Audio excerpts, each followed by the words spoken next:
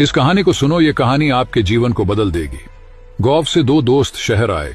दोनों ने वहां खूब मेहनत की और एक होटल खोला। कुछ ही सालों में होटल खूब चलने लगा। दोनों ही दोस्त कमाई का आधा आधा हिस्सा बांट लेते। कुछ दिनों बाद पहले दोस्त के मन में लालच जाग गया।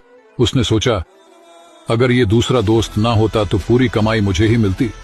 तो पहले दोस्त ने लालच में आकर दूसरे दोस्त को जहर दे दिया, जिससे उसकी मौत हो गई और पहला दोस्त खुशी से रहने लगा। उसने शहर में कई जमीनें खरीद ली और शान से रहने लगा और एक खूबसूरत लड़की से विवाह कर लिया। कुछ साल बाद उसे एक बेटा हुआ।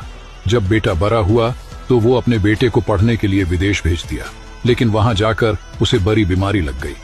महंगे इलाज की वजह से उसके पैसे खत्म होने लगे। घर बिक गया, जमीन बिक गई और होटल भी बिक गया। बेटे का अंतिम समय नजदीक आ गया तो उसने अपने पिता से कहा, क्यों पिताजी, मुझे पहचान पाए या नहीं? पिता ने कहा, हाँ, तुम मेरे बेटे हो। बेटे ने कहा, नहीं, मैं तुम्हारा वही दोस्त हूं जिसे आज से 20 साल पहले तुमने मार दिया था।